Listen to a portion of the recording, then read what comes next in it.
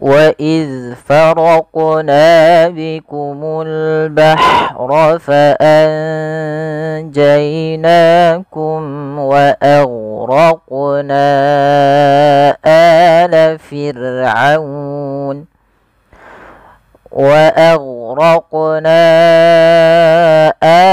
فرعون وأنتم تنظرون.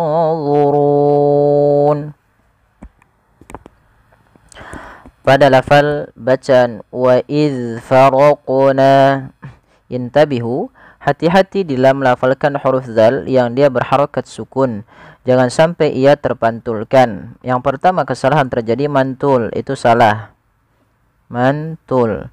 Yang kedua yaitu dia menggantinya dengan huruf zai, ini juga salah. Contoh yang pertama yaitu wa iz faraqna, wa iz faraqna, wa iz faraqna, ini dia memantul. Yang kedua wa iz faraqna, nah ini kedua-duanya adalah kesalahan di dalam melafalkan huruf zal. Agar sempurna daripada makhraj dan sifat huruf zal, yaitu ujung lidah kita tempelkan dengan gigi seri atas yang dua di depan itu yang seperti kelinci, kita tempelkan wa iz, wa iz. Kemudian lafal faraqna adalah lafal qaf yang dia berharakat sukun, di sini diwarnai dengan warna biru. Ini ada bacaan kita namakan dengan bacaan qalqalah. Qalqalah artinya memantul. Nah, bacaan qalqalah ini juga ada beberapa kesalahan yang terjadi. Yang pertama tidak memantulkan huruf qalqalah itu, yang kedua menambahkan hamzah. Contoh faraqna, ini tidak memantulkan huruf qaf, ini salah. Yang kedua faraq, nah ada menambahkan hamzah setelah huruf qaf itu menjadi faraq. Nah harusnya langsung saja faraqna, faraqna, ya mengalir dia huruf qafnya sesuai dengan makhrajnya. Kemudian pada lafal na sendiri ada bacaan mad tabi'i, yaitu pada lafal na-nya yang berharakat fathah ketemu dengan alif, maka kita namakan dengan mad tabi'i. Mad tabi'i itu terjadi dalam tiga kondisi: adanya fathah bertemu alif, adanya kasrah bertemu dengan huruf ya sukun, adanya dhammah bertemu dengan waw sukun setelahnya. Maka maksudnya apa? Huruf berharakat dhammah datang setelahnya huruf waw mati, maka dia kita namakan dengan mad tabi'i sebagaimana ini. Dan pelafal na di sini adanya mad tabi'i yaitu berupa fathah bertemu alif. Kemudian pelafal bikumul bahra, ada lafal al, di sini kita namakan dengan alif lam qamariyah, yaitu huruf lam yang dia ditulis dan dibaca dengan jelas huruf lamnya. Kemudian pada lafal al-bahra ada ha sukun, ini jangan dibaca dengan al-bahra tapi al-bahra. Kemudian fa'anjainakum, di sini ada bacaan ikhfa pada lafal anja. Tapi sebelum itu ada huruf fa, harus dibaca dengan fa, pakai f, jangan pakai p, jangan fa'anjainakum, tapi fa'anjainakum. Nah, cara membaca ikhfa ini di antara bacaan izhar dan idgham. Kalau izhar suara nunnya jelas, kalau idgham suara nunnya dimasukkan ke huruf setelahnya yaitu huruf-huruf idgham. Sedangkan ikhfa membaca di antara keduanya yaitu samar-samarkan nunnya. Atau biasanya ada menggantinya dengan eng, itu untuk sementara gitu ya. Tapi bacaan ikhfa yaitu kita samarkan ke huruf setelahnya. Kalau di sini huruf jim, maka nunnya samarkan ke huruf jim. Fa'anja, fa'anja. Kemudian lafal jaina ada bacaan lin, yaitu ada hurufnya huruf ya didahului dengan huruf fathah. Nakum, di sini ada mad tabi'i yaitu fathah bertemu alif kecil pada lafal na yang datang setelahnya alif kecil. Kemudian lafal kum bertemu dengan waw, ini sendiri ada bacaan izhar syafawi, yaitu bacaan yang terjadi ketika adanya huruf mim mati bertemu dengan seluruh huruf hijaiyah kecuali dia mim dan ba. Apabila ada mim sukun bertemu seluruh huruf hijaiyah, kita namakan dengan izhar syafawi. Kemudian pelafal wa aghraqna, a tipis, ghainnya tebal. Nah, ini juga huruf ghain sering terjadi, intabihu, hati-hati jangan sampai memantulkannya. Contoh wa aghraqna, wa aghraqna, ini memantulkan huruf ghain, padahal sifat huruf ghain itu tidak boleh mantul, tidak boleh mantul. Contohnya wa dikembalikan kepada makhrajnya, yaitu di tengah, maaf, di tenggorokan yang atas, yaitu adnal halqi, sebagaimana huruf kha. Kemudian pada faraqna sama sebagaimana faraqna. Di sini huruf qafnya ada bacaan qalqalah yang dimana dia harus dipantulkan. Kesalahannya sama, tidak boleh, maaf, kesalahan yang terjadi pada qalqalah yaitu satu, tidak memantulkan, yang kedua menambahkan hamzah. Kemudian pada lafal ala wa aghraqna ala. Di sini pada lafal ala, di sini ada na bertemu dengan huruf hamzah setelahnya. Maka apabila ada mad tabi'i datang setelahnya huruf hamzah dan hamzah tersebut pada lain kata, inilah yang kita namakan dengan mad jaiz munfasil. Kadang-kadang kita bingung, ada pertanyaan, apa bedanya antara mad jaiz dan mad wajib? Bedanya posisi hamzah. Kalau posisi hamzah pada satu kata itu mad wajib, kalau beda kata itu namanya mad jaiz. Panjangnya berapa harokat? Panjangnya 4 harokat atau 5 harokat, tidak boleh dikurangi. Contoh misalnya wa aghraqna ala fir'aun. Misalkan ada salah satu syekh misalnya membaca 2 harokat. Maaf, yang 2 harokat itu syekh tersebut membaca dengan jalur lain, tidak jalur dari Imam Syatibi. Imam Syatibi dalam mad jaiz itu kita tetap memanjangkan 4 harokat. Kalau Imam Thayyibah dan yang lainnya itu membaca dengan 2 harokat untuk mad jaiznya. Maka wa aghraqna ala fir'aun. Di sini kita panjangkan panjang dengan 4 harokat. Kemudian pada lafal ala yaitu ada bacaan mad badal. Mad badal, mad yang terjadi apabila ada huruf hamzah bertemu setelahnya huruf mad. Di sini ada hamzah bertemu alif, yang mana alif termasuk daripada huruf mad. Maka sebagaimana kata Imam Jazari, fa aliful jawfi wa ukhtaha wahi wa hiya hurufu maddin lil hawa'i tantahi, yaitu huruf mad yang dimana dia pada dasarnya alif itu tidak punya bacaan atau tidak punya harokat. Yang punya harokat itu yang dibaca a i u pada dasarnya adalah hamzah. Panjang untuk mad badal sendiri yaitu panjangnya adalah 2 harokat. Kemudian fir'auna ada ra sukun didahului dengan huruf kasrah, maka dia dibaca dengan ra tarqiq, ra yang tipis, tidak boleh ditebalkan, tidak boleh fir'auna, tidak boleh ya, tapi dia tipis. Kemudian auna ada lafal auna yaitu dia bacaan lin. Kemudian wa antum tanzurun, wa antum ada bacaan ikhfa sebagaimana tadi fa anjainakum, itu kita samarkan nunnya kepada huruf ta dan ditahan 2 harakat. Bukan hanya sekedar wa antum, tapi dia wa antum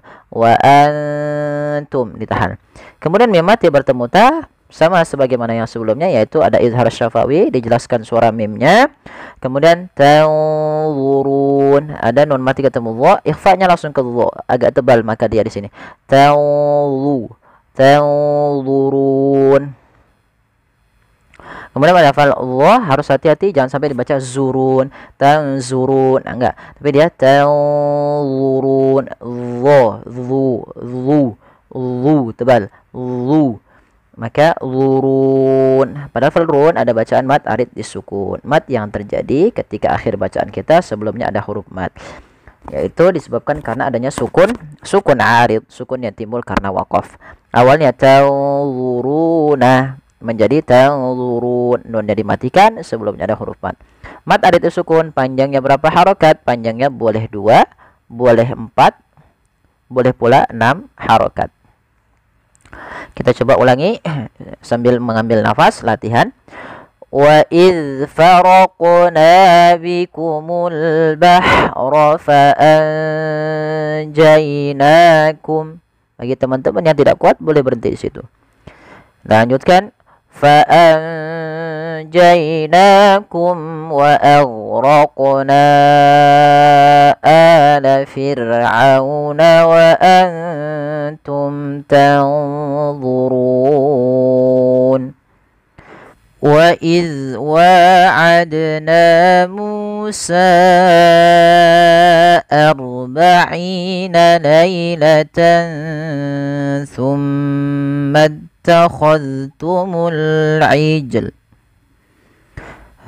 Kita gak kuat, berhenti di sini.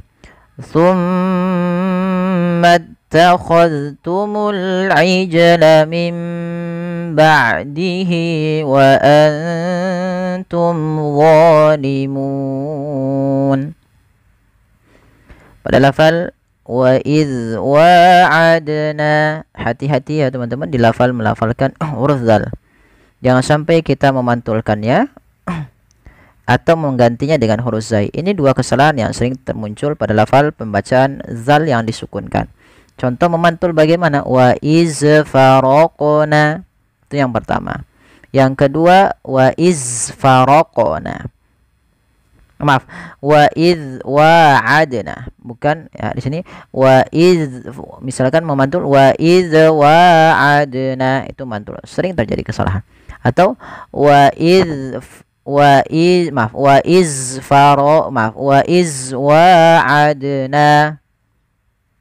itu sering terjadi.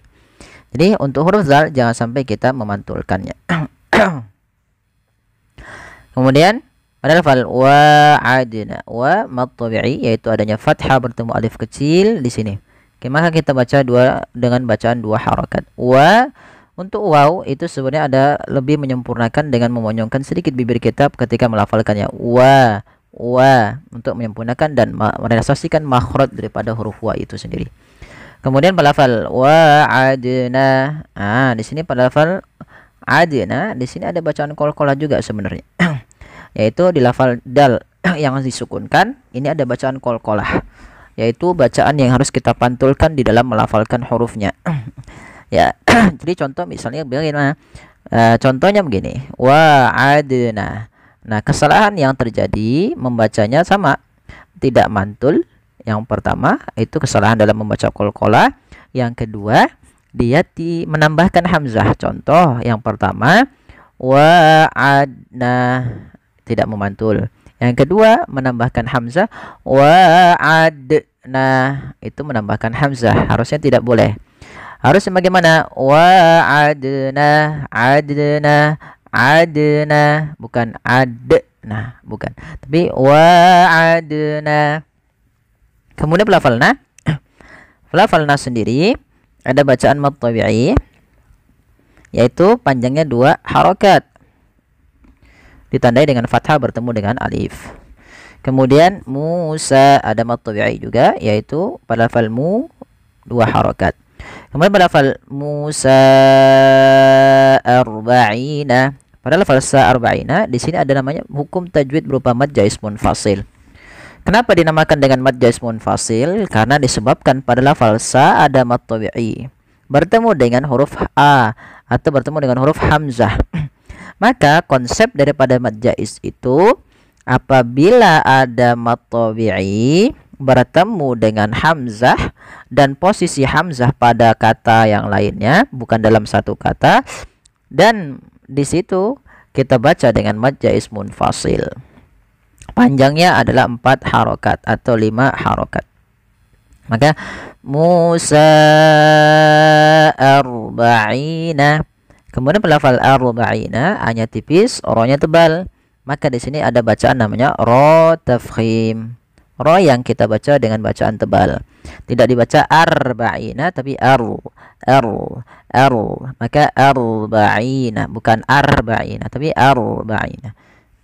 Kemudian pelafal aina ada mad tabi'i, yaitu ditandai dengan kasrah bertemu dengan huruf ya. Kemudian pada lafal lailatan tsumma takhadhtumul ijl, di sini pada lafal laila ada bacaan lin ditandai dengan huruf ya yang didahului dengan huruf fathah. Kemudian pada lafal tan tsumma ada bacaan ikhfa. Nah, ikhfa di sini ikhfa-nya langsung ke huruf sin, maaf, ke huruf sa. Yaitu cara membacanya tan awalnya lailatan, ketemu saat tidak jelaskan suara n-nya. Tidak jelaskan suara nun, tidak dibaca lailatan summa, tapi disamarkan, maka dinamakan dengan ikhfa. Ikhfa itu bacaan kita antara bacaan izhar dengan idgham. Kalau izhar itu suara nunnya jelas, kalau idgham itu dimasukkan, sehingga dia disamarkan tengah-tengahnya lailatan su, langsung ke huruf sa-nya. sambil ditahan 2 harokat. Lailatan thumma takhadtumul. Ya, di sini lafal thumma takhadtum. Ya, di sini ada lafal thumma, yaitu thumma.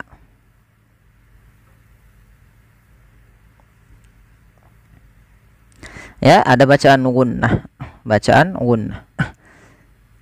Ya, bacaan yang gunnah. Yaitu bacaan gunnah apa? Kapan terjadinya? Ketika ada mim, mim berharakat tasydid. Cara membacanya ditahan suara mimnya. Thumma. Nah, langsung ke ta. Thumma takhadtumul. Ini jangan summa takhadtum, jangan diidghamkan ke huruf ta, tapi zalnya ditampakkan dengan jelas. Thumma takhadtumul ijlah. Meskipun ada di riwayat lain itu mengidghamkan, tapi kita tidak mengidghamkan, tapi membaca dengan zal jangan jelas. Sama zal di sini jangan sampai mantul lagi sebagaimana yang di awal ya. Itu kesalahan 2 tadi tidak boleh terulang. Di lafal zal sukun. Kemudian pada lafal al-ijlah di sini ada bacaan alif lam, yaitu alif lam di sini kita namakan dengan alif lam qamariyah, yaitu alif lam yang kita tulis dan kita baca dengan jelas. Ijlah ada qalqalah, membaca qalqalah sama tidak boleh tidak boleh ada tambahan hamzah atau tidak mantul, itu kesalahannya. Kemudian pada lafal mim ba'dihi ada bacaan iqlab. Iqlab itu bagaimana? Iqlab itu terjadi apabila ada nun sukun atau dia an, in, un bertemu setelahnya huruf ba. Enggak setiap kita mendapati dalam bacaan Quran ini kita namakan dengan iqlab. Nah, contoh di sini min ketemu ba, maka biasanya ada rosem penulisan mim kecil di situ. Itu menunjukkan bahwasanya nunnya, suara nunnya diganti dengan suara mim, maka menjadi mim.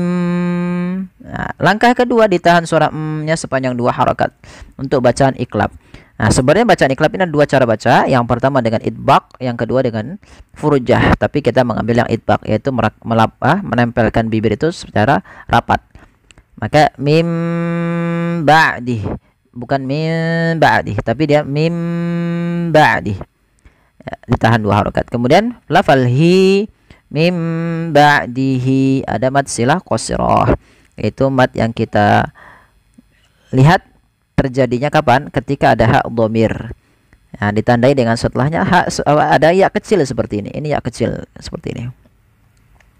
Itu dipanjangkan 2 harokat, maka kita namakan dengan mad silah qasirah. Kemudian wa antum zalimun, dan sukun bertemu ta, maka tadi kita baca dengan bacaan ikhfa sebagaimana lafal lailata summa. Ya, kita ikhfakan ke huruf ta. Mim mati bertemu dha, izhar syafawi wa antum dha, ya, harus jelas. Kemudian zalimun, hati-hati jangan dibaca dengan zalimun. Ini sering terjadi, mengganti dha dengan zo. Nggak ada sebenarnya, harusnya dha. Bagaimana lidahnya? Lidahnya untuk menyempurnakan, dia mirip dengan zal, tapi pangkal lidahnya terangkat, dan dia punya sifat namanya idbaq, melekat ke langit-langit lidah kita. Dha. Maka zalimun. Ya. Pada lafaz dha juga ada mad tabi'i, yaitu fathah bertemu dengan alif. Mun ada bacaan mad arid disukun. Itu mad yang terjadi pada akhir bacaan. Contoh zalimuna awalnya karena kita waqaf nunnya mati. Jadi mad arid disukun disebabkan karena ada sukun arid, maka di sini arid disukun. Sukun arid itu sukun yang bagaimana sih? Nah, kalau contoh misalnya ain di sini, ini sukun asli. Memang aslinya ainnya mati. Tapi kalau di sini na-nya awalnya kan berharokat. Karena kita waqafkan dia mati menjadi mun. Nah, sebelum huruf mad itu, nah ini namanya sukun arid. Nah, sebelum huruf nun ini ada huruf mad berupa waw atau alif atau ya. Nah, ini tetap kita baca dengan bacaan mad arid sukun. Panjangnya berapa harokat? 2 harokat, 4 atau 6 harokat. Maka contoh bagaimana? Zalimun 2 harokat, 4 harokat. Zalimun 6 harokat. Zalimun. Nah, kita coba ulang dari awal. وإذ واعدنا موسى 40 ليلة ثم اتخذتم